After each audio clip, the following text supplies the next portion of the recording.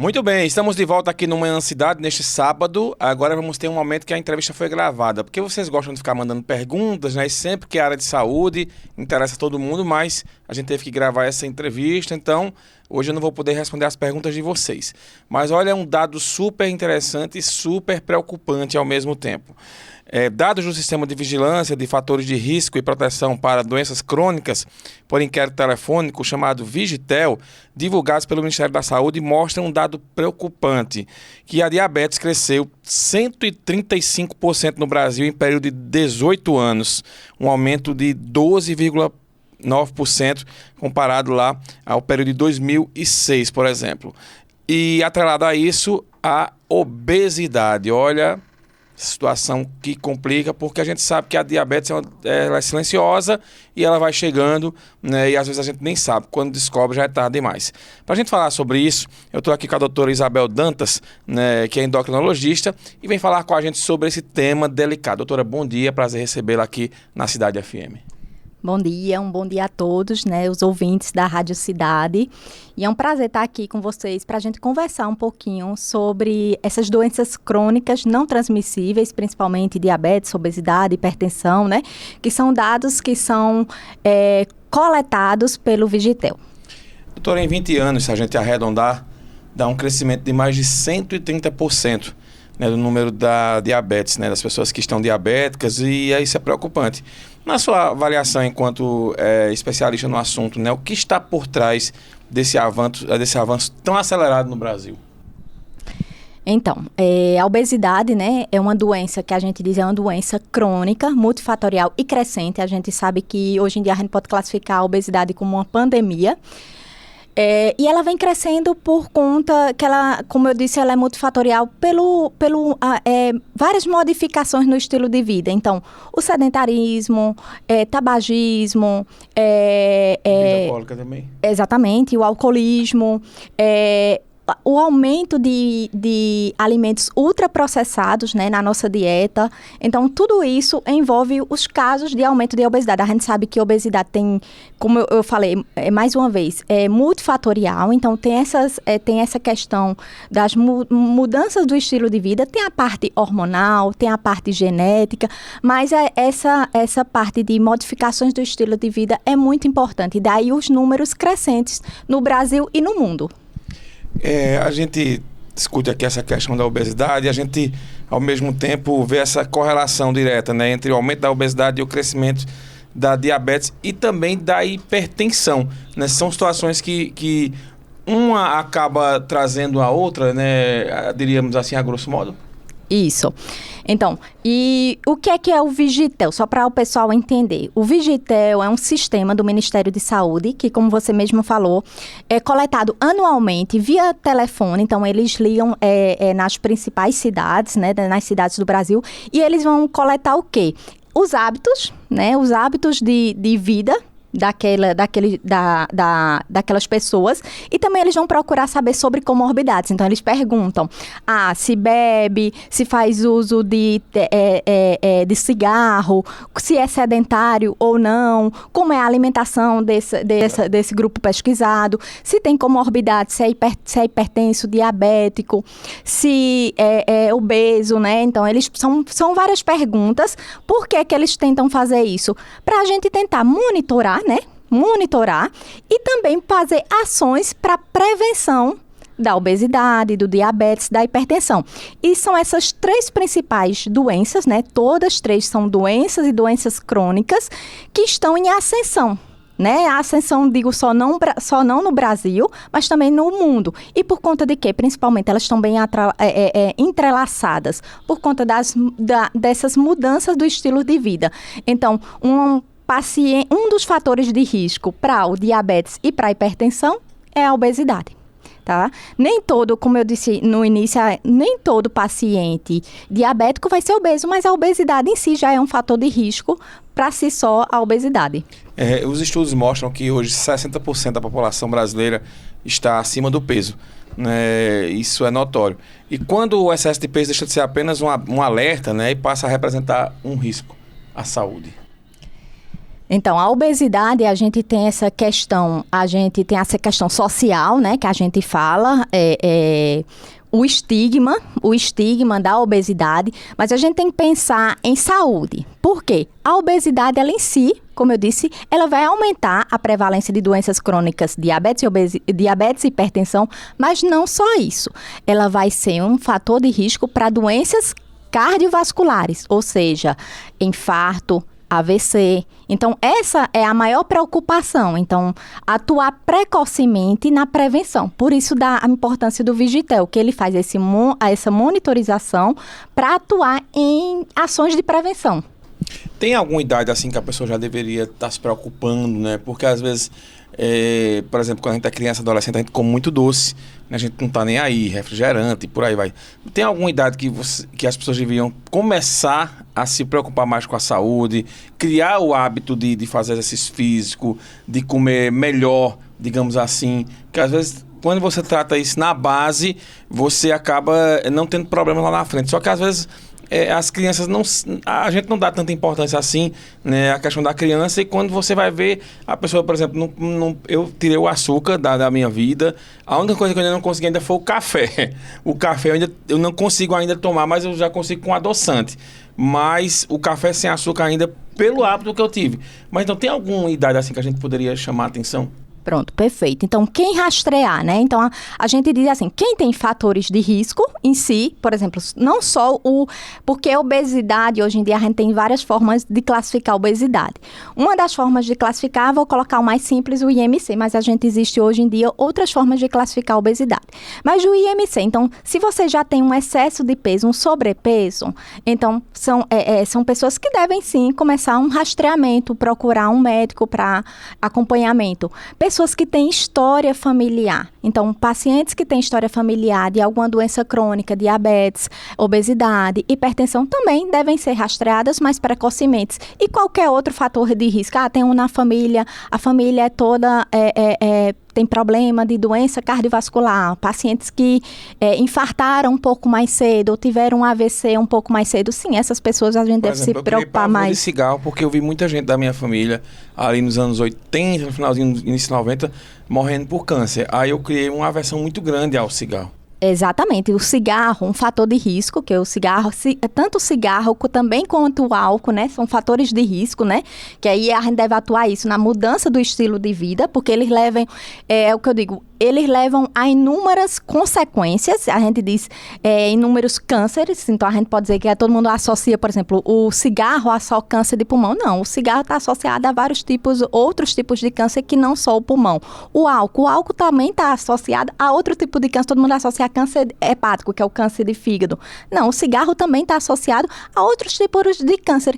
E aí a gente puxa para vamos voltar para o nosso lado, que foi o dado do Vigitel, o cigarro, tanto que é um dos dados coletados, tanto o cigarro quanto o álcool são fatores de risco para desenvolver doenças crônicas. Daí, uma das perguntas do Vigitel ser esses os hábitos de vida. E a gente falando aqui de hábito de vida, né? Os hábitos que mais contribuem, né, para esses números que a gente está aqui seriam, e principalmente entre jovens e adultos, seriam esses que a gente está falando, questão principalmente da falta de exercício, que a gente percebe o seguinte: enquanto tem uma ala que está da sociedade que está nessa febre que é correr, fazer caminhada, andar de bike e tal, mas ao mesmo tempo que as pessoas estão fazendo isso, mas elas não se cuidam, por exemplo, na alimentação. Tem que ser uma coisa balanceada, né? Pelo menos por um tempo, para você dar uma equilibrada e criar esse costume de ter uma vida nova, digamos assim. Isso, não tem que ser, não adianta exagero, né? Então, assim, pessoas que nunca fizeram atividade física e aí começa aquelas corridas de alta performance, precisa sim passar num médico cardiologista para ver se você tem condição física de realizar aquele exercício, né? Que é um exercício mais extenuante, vamos supor. Mas a gente tem que equilibrar, como diz, é o equilíbrio, né? Modificação do estilo de vida não é só exercício, é exercício muito importante, mas a gente tem que adequar também, por exemplo, a parte nutricional, a dieta. A dieta é tão quão importante o exercício. E aí, é aquele negócio, a gente sempre balancear, não exagero, né? Não pode ser nada insuficiente, mas também sem exageros demais. Eu estava lendo aqui a pesquisa do Vigitel, né? Mostra que a prática de atividade física no deslocamento caiu muito. Esse sedentarismo invisível, digamos assim, ele pesa tanto quanto fazer exercício nenhum? Pesa. O ideal, hoje a gente recomenda pelo menos, no mínimo, 150, né? 150 minutos de exercício físico. Em todas as sociedades, a gente está recomendando exercícios combinados. O que são exercícios combinados? São exercícios de aeróbico, que a gente viu tanto que antes, a gente falava muito exercício aeróbico, mas a gente viu que o exercício de resistência, que é o exercício de musculação, também é um aliado muito bom na prevenção de doenças crônicas, por exemplo, para garantir a massa muscular dos pacientes. Então, ajuda no controle glicêmico do diabetes, ajuda no controle pressórico da hipertensão e também ajuda a parte de metabolismo, principalmente metabolismo ósseo também, a massa muscular ajuda muito e tantos outros benefícios. Então, antes a gente falava muito, exercício aeróbico, né?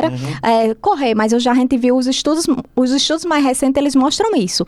O associado, o exercício de resistência associado com o exercício de aeróbico.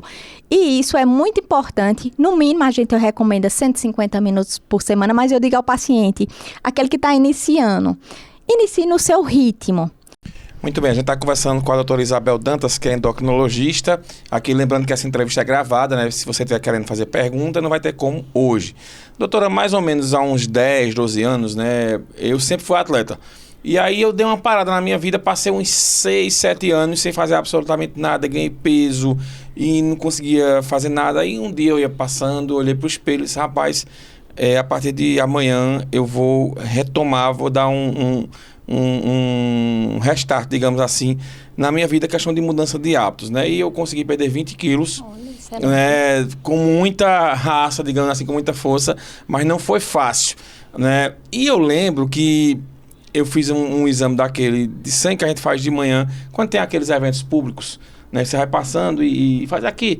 Glicemia, o teste glicêmico. E na época, a pessoa que fez o teste, que foi, a grosso modo, ela disse, olha, você está pré-diabético. E aí também chamou a atenção minha.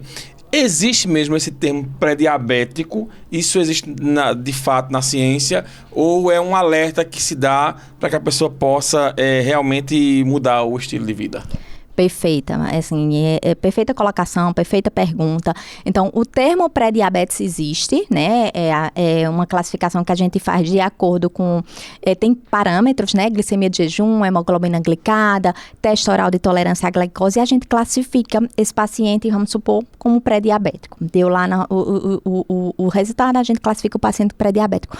E uma coisa importante, que o pré-diabético a gente pode tem tratamento medicamentoso, tem tratamento não medicamentoso, e eu digo o tratamento não medicamentoso é muito mais importante, às vezes, que o tratamento medicamentoso na condição de pré-diabetes. No pré-diabetes, a gente rastreia também complicações, as complicações microvasculares, principalmente, que um paciente diabético pode ter. Então, retinopatia diabética, neuropatia diabética, doença renal do diabetes, que hoje em dia é o termo mais bem colocado. Então, a gente também pode ter complicações no pré-diabetes. Então, é um termo que muita gente... é só pré, mas é um termo que existe. Que a gente deve tratar, deve sim ser todo paciente pré-diabético deve ser acompanhado com um médico e deve esclarecer o tratamento. Eu vou fazer só tratamento medicamentoso ou não medicamentoso. Veja, outro dado importante da pesquisa é que pela primeira vez foi avaliada a questão do sono. As pessoas perguntaram sobre o sono. E a surpresa para os pesquisadores foi que as pessoas estão dormindo cada vez menos. Ficam no celular, ficam assistindo filme, trabalham às vezes até tarde, ficam conversando em grupo de WhatsApp. E a pergunta que eu faço é o seguinte, né? Muita gente está falando da qualidade do sono. Eu mesmo nunca tinha dado muita importância a isso, que eu sempre trabalhei muito... Eu gostava muito de trabalhar pela madrugada, né? Porque você se concentra mais, você pensa mais. Só que isso começou a me afetar durante o dia. Você passava o dia cansado, já acordava já sem vontade de trabalhar, enfim. De que forma não dormir bem pode acarretar, por exemplo, no ganho de peso e também num descontrole da glicose, digamos assim? O sono é onde a gente tem o nosso controle hormonal. Então, na hora do sono, a gente tem uma classificação sono REM, sono não REM, que é o sono profundo, sono não profundo. E aí, é nesse sono, por isso que a gente orienta uma boa qualidade do sono. E, além da qualidade, uma quantidade maior de horas de sono. Porque é nessa hora que, além da sua mente estar descansando, a gente o nosso organismo está restaurando hormônios. São vários hormônios que os hormônios ciclam, os hormônios são fabricados, muito deles secretados na hora do sono. Então, daí a importância da gente ter uma boa qualidade do sono. Na pesquisa também mostra que a insônia, ela prevaleceu entre as mulheres. Uma coisa curiosa, né? Do ponto de vista hormonal, esse estresse, a má qualidade de sono, também pode impactar mais no corpo feminino, digamos assim, porque as mulheres, além de tudo, elas são mães, são donas de casa, elas trabalham, às vezes aguentam até o mau comportamento dos maridos, enfim, não é fácil ser mulher no Brasil. Não é fácil, ainda mais as mulheres que estão aí, né, no dia a dia, mas a ansiedade também é um dos fatores que a gente precisa controlar, porque a gente sabe que os distúrbios da mente, né? Alguns distúrbios da mente, os distúrbios psiquiátricos, como, exemplo, o distúrbio de ansiedade, ele sim pode acarretar um comportamento alimentar diferente. E aí sim o paciente pode começar a ganhar peso. A gente falou aqui de má alimentação, sedentarismo, sono ruim, enfim, para quem está ouvindo a gente agora nessa entrevista e está se encaixando nesse perfil, né? Diz, meu Deus, eu nem percebi que eu tô desse jeito, né? Qual a orientação, né, que a senhora dá para prevenir essas comorbidades que a gente fala aqui, diabetes, hipertensão e por aí vai? Ótimo. Então, qual é a minha orientação? Primeiro, se for uma pessoa, né, que tenha algum fator de risco, que foi esse que a gente falou, né, tem um excesso de peso ou tem um histórico familiar importante, procurar um médico, né, para fazer um rastreamento. Mas o que é que eu oriento? Quais são as melhores orientações que a gente faz para todo paciente? Então, uma dieta, você tem uma dieta, tentar uma dieta mais saudável. Então, diminuir ultraprocessados, atividade física, tentar, se não faz, iniciar uma atividade física. Cessar o tabagismo, cessar o alcoolismo, diminuir, eu sei que é difícil, mas todo mundo tem estresse, mas diminuir a carga de estresse. Então, tentar alguma coisa prazerosa na sua vida, alguma coisa que é de lazer, mas que lhe está causando um bem-estar. O sono, mais uma vez, como a gente falou, é importante. E aí, eu tenho dificuldade, tentar controle de ansiedade, né? Que aí isso também pode atrapalhar. Acaba descontando na comida, né? Isso, pode atrapalhar o sono. E uma coisa muito importante, que eu nem falei no sono, a higiene do sono. Então, a gente que está acostumada nessa sociedade frenética de estar em celular, então, uma horinha antes de dormir, 2 horas, desliga celulares, televisões, tudo que tenta ficar um pouco mais alerta, vai para um ambiente um pouco mais escuro.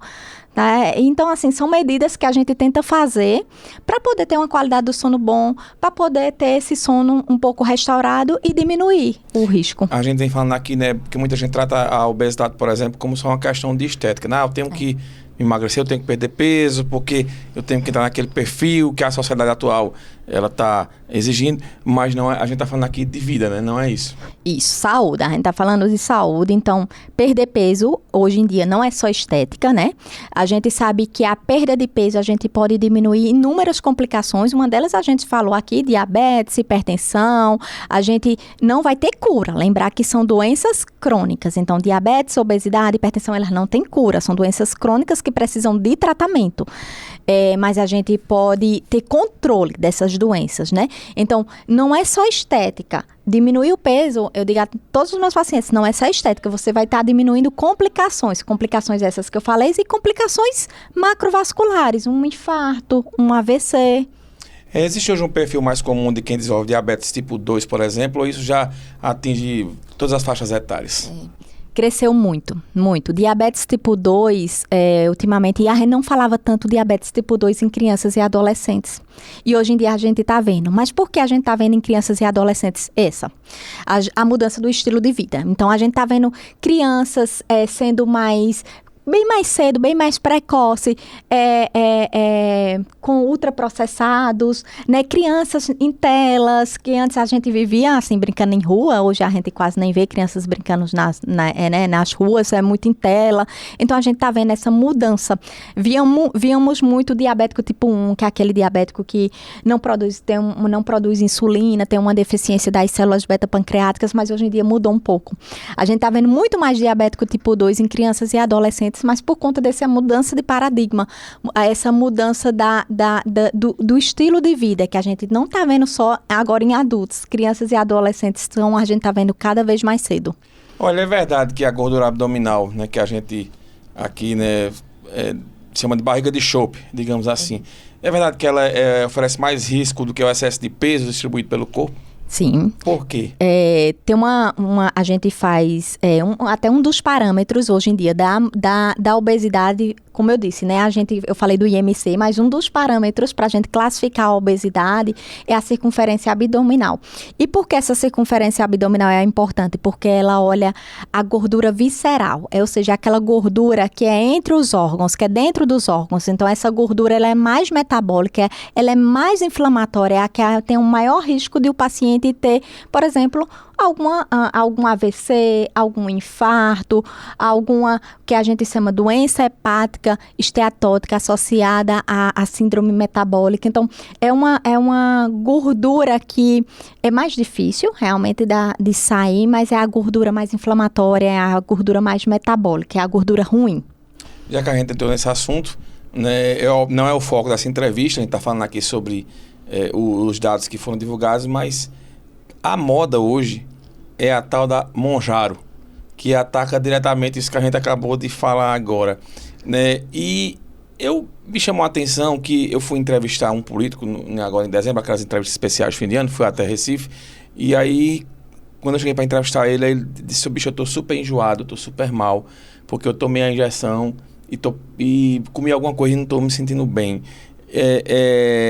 Além de ser um produto caro, também é perigoso na sua avaliação tomar essa injeção assim, de todo jeito, porque até uns importados que estão vindo agora, que são mais baratos, mas que fazem o mesmo efeito, o povo está tomando.